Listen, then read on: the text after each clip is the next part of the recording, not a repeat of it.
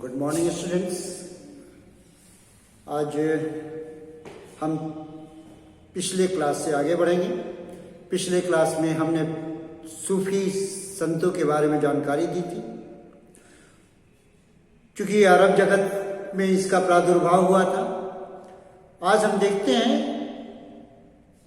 कि भारत में किस प्रकार सूफी संत आए और भारत में ये विभिन्न संप्रदायों में किस तरह मुल्क के मुख्तलिफ हिस्सों में बसते गए और ये संप्रदाय कौन कौन से प्रमुख संप्रदाय थे, इनकी हम आज जानकारी हासिल करेंगे। इस्लामिक वर्ल्ड में ईश्वर, जिसे वो खुदा कहते हैं, उसे वो मास्टर माना गया है और मनुष्य को उसका सर्वेंट यानी कि मालिक और सेवक का संबंध था। सूफीवादी विचारधारा, चूंकि इस्लाम की उदारवादी विचारधारा थी, जैसा कि मैंने बताया था कि रूढ़ी विचारधारा शरीयत को कहते हैं और तरीकत जो है उदारवादी विचारधारा थी। यूं तो सूफियों का आगमन इस्लाम या सल्तनत शासनकाल के बहुत पहले हो चुका था। 1206 ईस्वी में भारत में सल्तनत शासन की स्थापना हुई थी, लेकिन उसके बहुत पहले महमूद गजनवी के आक्रमणों के समय से ही भारत में इनका आगमन प्रारंभ हो गया था। जो सबसे पहले जो सेंट थे वो शेख अली बिन उस्मान अल हुजूरी, ये आरंभिक संतों में सबसे महत्वपूर्ण संत थे, जो 11वीं सदी में प्रारंभ में ही ये भारत में आकर लाहौर आकर के बसे थे और इनकी प्रसिद्ध रचना थी कशफुल मजहूब। इस कशफुल मजहूब इनकी रचना महत्वपूर्ण रचना थी। ये भारत है, उसके बाद ये मुल्तान, शेवन और गुजरात के तटवर्ती क्षेत्रों में धीरे धीरे सूफी संतों का आकर के बसना हो गया, लेकिन ये उतने प्रभाव नहीं छोड़ सके। लेकिन it was the foundation of the Turkish rule in India that many Sufi saints arrived, यानी कि तुर्की शासन की स्थापना के साथ ही धीरे धीरे संतों का आना शुरू हो गया। ये संत यहाँ आने के बाद एक एक अपना संगठन बनाए और संगठन यानी समुदाय बनाए, जिसे हम सिलसिला कहते हैं। ये विभिन्न सिलसिलों के रूप में जाने गए और ये सिलसिलों के रूप में ही संगठित हुए। ये सिलसिले, हालांकि मध्यकालीन इतिहासकार अबुल फजल ने तो 14 सिलसिलों की जानकारी दी है, मगर इनमें जो प्रमुख हैं वो चिश्ती, सुहरावर्दी, कादरी, सत्तारी, नक्शबंदी और नक्शबंदी के ही एक अन्य शाखा जो फिरदौसी कहलाए, जो बिहार और बंगाल में मशहूर हुए, उनकी चर्चा हम पाते हैं। फिरदौसी एक ब्रांच है जो नक्शबंदी का ही एक ऑफशूट है, थोड़ी सी उसमें परिवर्तनों के साथ है। लेकिन भारत में संगठित तौर पर जो सबसे ज्यादा मशहूर, सबसे ज्यादा लोकप्रिय सिलसिला हुआ वह है चिश्ती सिलसिला। इसके स्थापना का श्रेय जाता है खुरासान निवासी अबू अब्दाल चिश्ती को।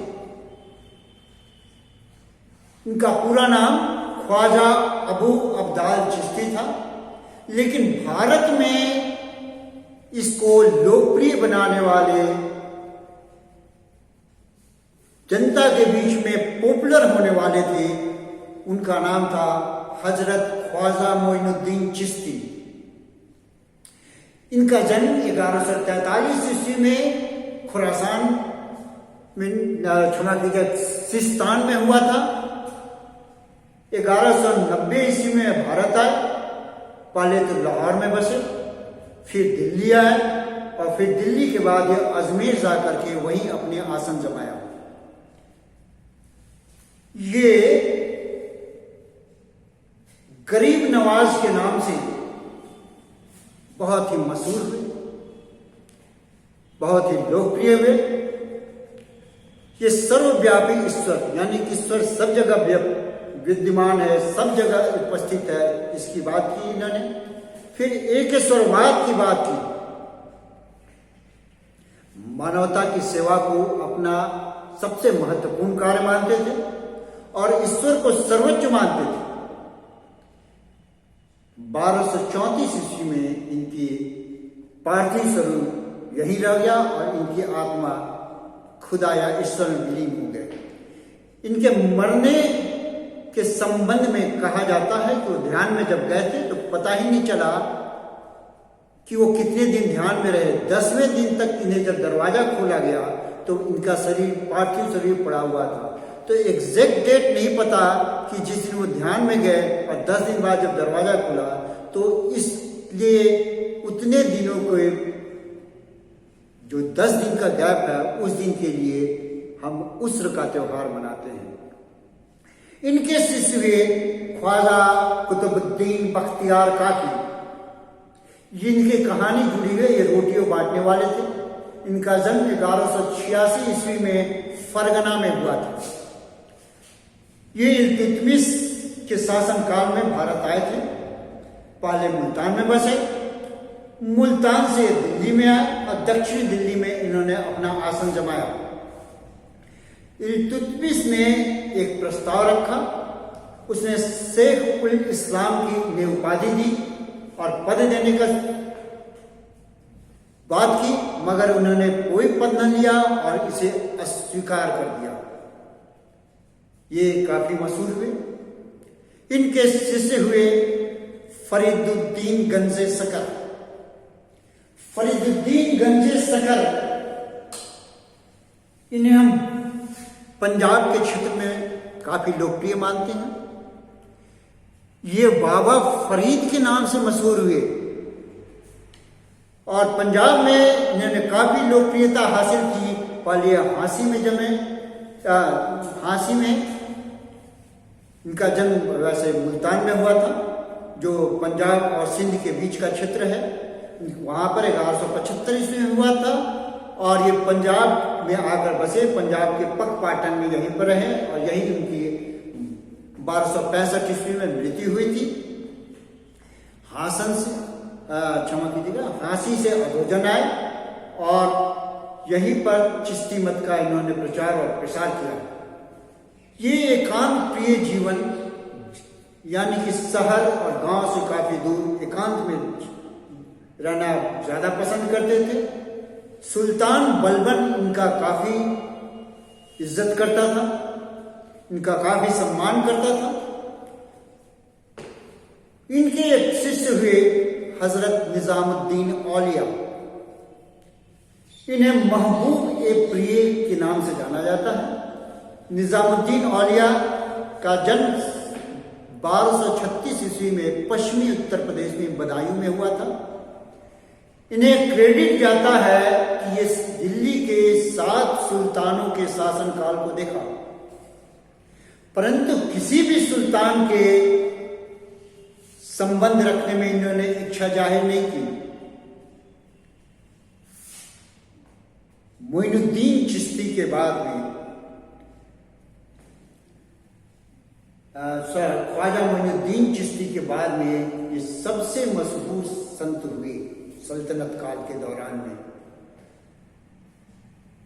ऐसा कहा जाता है कि शासकों से दूर रहते थे, लेकिन सुल्तान गियासुद्दीन का पुत्र, ज्येष्ठ पुत्र, जो कालांतर मोहम्मद बिन तुगलक के नाम से जाना जाता है, वह हजरत निजामुद्दीन औलिया का बहुत बड़ा भक्त था। एक समय ऐसा आया कि जब गियासुद्दीन तुगलक बंगाल के सैनिक अभियान पर था, उसी वक्त उसने यह सूचना पाया है कि हजरत निजामुद्दीन ने उसके ज्येष्ठ पुत्र को जल्द ही सुल्तान बनने का आशीर्वाद दिया है। उसने वहां से संदेश भेजा कि मैं जल्द ही दिल्ली लौट रहा हूं और आने के बाद हमारे नाराजगी के म्यूजिक तुम्हें झेलना पड़ेगा। You will have to face the music of my anger। तब उन्होंने हजरत निजामुद्दीन ने कहा, दिल्ली दूर हुनू जस्ता, अभी दिल्ली दूर है। वह नजदीक आता गया और बार बार यही दोहराते गए, अभी दिल्ली दूर है। और ऐसा कहा जाता है कि वह दिल्ली में प्रवेश करने के पहले गियासुद्दीन तुगलक को एक टेंट में, बहुत बड़े टेंट में जलसे में के रूप में सम्मानित किया जाता है। तभी टेंट गिर गया और उसी के टेंट में हाथियों से दबकर गियासुद्दीन तुगलक और उसके एक और पुत्र की मृत्यु हो गई। और इस तरह से कहावत बन गई कि अभी दिल्ली बहुत दूर है। लेकिन जो भी हो, हजरत निजामुद्दीन जनता के बीच काफी लोकप्रिय थे। इनके शिष्य हुए नसीरुद्दीन चिराग देहलवी। ये अयोध्या में जन्म हुआ था और ये दिल्ली के दक्षिणी क्षेत्र में ही ये अपना आसन जमाया और इनके हजरत निजामुद्दीन ने अपने सक्सेसर के रूप में उन्हें खलीफा का नाम दिया। इनके एक और शिष्य थे जो दक्षिण भारत में चले गए थे और उनका नाम था हजरत मोहम्मद बिन यूसुफ हुसैन। हजरत मोहम्मद बिन यूसुफ हुसैन, ये तो बहुत लंबा नाम है, लेकिन वो गेसु दराज के नाम से मशहूर हुए। गेसु दराज 7 अगस्त 1321 ईस्वी में दिल्ली में जन्म हुआ था और एक बहुत बड़े स्कॉलर थे। लेकिन विदेशी आक्रमणों के कारण, विशेष रूप से अरब जगत से आक्रमणों के कारण ये यहाँ से गुलबर्गा चले गए और वहाँ पर इन्होंने अपना चिश्ती संप्रदाय के बारे में इन्होंने प्रचार और प्रसार किया। वहाँ से गुलबर्गा के बाद में ये आगे, पहले तो दौलताबाद गए थे, फिर वो गुलबर्गा के चले गए थे। वहाँ के सुल्तान नवाब ने इन्हें बुला लिया था और वहीं पर इन्होंने चिश्ती संप्रदाय के प्रचार और प्रसार किया। ये सहनशीलता पर बल देते थे, सहिष्णुता की वकालत करते थे और विभिन्न धार्मिक संप्रदायों, धार्मिक समूह के बीच एकता स्थापित करने के विशेष बल देते थे। ख्वाजा बंदा नवाज के रूप में ये काफी मशहूर हुए और ये नसीरुद्दीन चिराग देहलवी के अत्यंत ही योग्य शिष्य के रूप में सिद्ध हुए और गुलबर्गा में ही इनकी अपने पार्थिव शरीर को उन्होंने छोड़ दिया। और इस तरह चिश्ती संप्रदाय के सल्तनत काल में जो मशहूर संतों में उनका एक बहुत मशहूर नाम था और दक्षिण भारत में चिश्ती सिलसिला को फैलाने के रूप में जाने लगे। अंतिम सूफी संत के रूप में हम शेख सलीम चिश्ती का नाम लेते हैं। ये अकबर के समकालीन थे। इन्हें शेख अल हिंद की उपाधि अकबर ने दी थी। अकबर इनका बड़ा सम्मान करता था। कहते हैं अकबर को कोई औलाद न थी तो वह नंगे पांव उनके दर्शन करने जाता था और यह भी कहा जाता है कि एक शहंशाह नंगे पांव जाकर के औलाद की भीख मांगी थी और इसी सलीम चिश्ती के आशीर्वाद से उसे संतान पैदा हुआ और उन्हीं के सम्मान में उसने अपने पुत्र का नाम सलीम रखा, जो कालांतर में जहांगीर के नाम से मशहूर हुआ। यानी कि अकबर जैसा बादशाह नंगे पांव जाता था तो सामान्य जनता की कितनी इज्जत हो गई। वहीं फतेहपुर सीकरी में इनके मरने के बाद उनकी मजार बना दी गई और उसी में जो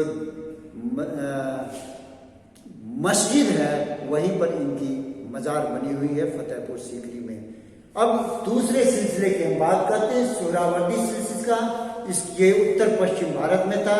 जियाउद्दीन अबुल जीव इसके संस्थापक थे। ये गजाली के समकालीन थे। भारत में संगठित सदनिका से हजरत बहाउद्दीन जकारिया को जाता है। ये 12वीं सदी में मुल्तान में बस गए थे। शेख शहाबुद्दीन सोहरावर्दी इस शाखा के मशहूर सूफी संत हुए। इनकी रचना अबरीफ उल मारिफ थी। इसके कुछ और भी मशहूर संत हुए जिसमें शेख रुकनुद्दीन, जलालुद्दीन, समाउद्दीन और मुगनुद्दीन जहानिया, ये मशहूर है। ये चिश्तियों के विपरीत, जो चिश्ती जो समान थे वो जनता से नजदीक थे, राजा से दूर रहते थे, वो फकीरी जीवन जीते थे, मगर सोहरावर्दी संप्रदाय के लोग आरामदायक जीवन जीते थे, इसलिए जनता से बहुत ज्यादा जुड़ नहीं पाए। लेकिन फिरदौसी सिलसिले के रूप में इसकी एक छोटी संप्रदाय थी जिसका नाम था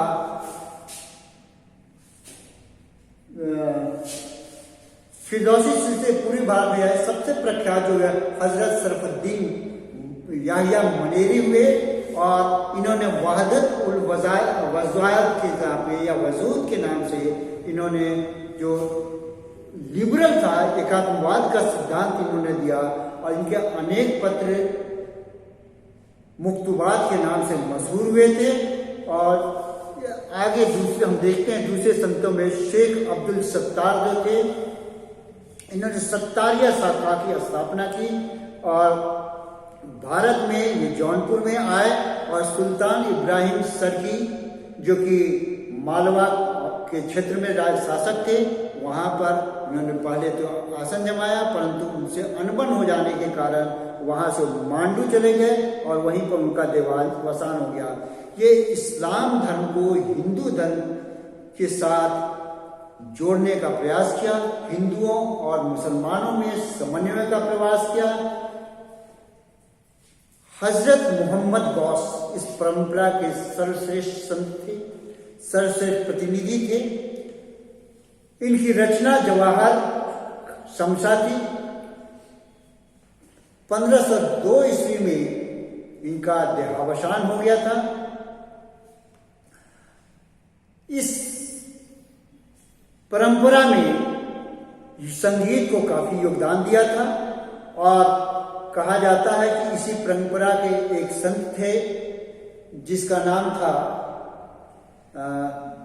ग्वालियर यीशु दराज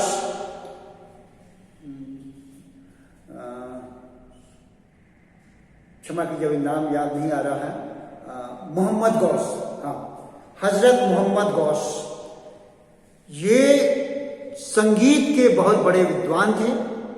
ऐसा माना जाता है कि अकबर के दरबार में तानसेन जो थे उन्होंने गौस के चरणों में बैठकर ही संगीत की शिक्षा ग्रहण की थी और तभी इतने बड़े वो कलाकार बने थे, संगीतकार बने थे। हम अंत में देखते हैं जो प्रमुख संत कादरी सिलसिला, अब्दुल कादिर जिलानी इसके फाउंडर थे और भारत में इसको संगठित करने का श्रेय शाह नियामत उल्लाह को जाता है।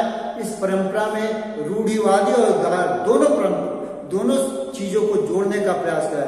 रूढ़िवादी जो कि इस्लाम धर्म का था और शरीयत के विपरीत जो तरीकत था, उन दोनों को इन्होंने जोड़ने का प्रयास किया। इस परंपरा के अन्य संत हुए शेख अब्दुल हक मुहद्दिस देहलवी जो दिल्ली में सेटल किए, और दूसरे और संत थे जो शाहजहां के काल में थे, मियां मीर और मुल्ला शाह। कहा जाता है कि शाहजहां का ज्येष्ठ पुत्र दारा शिकोह मुल्ला शाह का बहुत भक्त था और उसकी ज्येष्ठ पुत्री जहां आरा और दूसरी पुत्री रोशन आरा दोनों मुल्ला शाह के भक्त थे। जब जब वो आते थे दिल्ली में तो जश्न होता था और समा कायम हो जाती थी। अंत में हम नक्शबंदी सिलसिला को देखते हैं। ख्वाजा बहाउद्दीन जकारिया जो 1317 से 1389 ईस्वी तक जीवित रहे थे।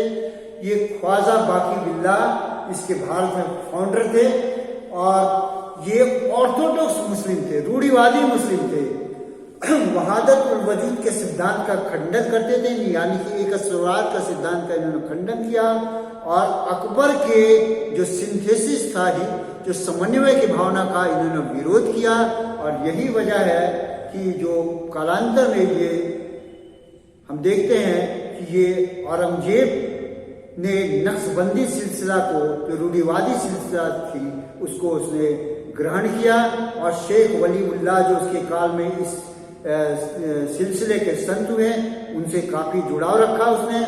और इस सिलसिले के दो महान संत थे, ख्वाजा मीर दर्द जो कि अकबर के औरंगजेब के ही संकालित है, और मिर्जा मजहर जाने जाना जो काफी मशहूर संत के हुए।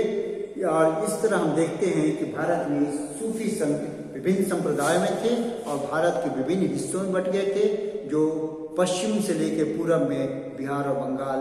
याह्या बिन मनेरी साहब जो कि मनेर शरीफ जिनके नाम पर है, जो बिहार में है, काफी मशहूर संत हुए थे जो फिरका सिलसिला के थे। आज इतना ही। कल हम देखेंगे सूफी संतों को भारत के समाज में, भारत की संस्कृति में, भारत के साहित्य में क्या योगदान था। आज इतना ही। धन्यवाद।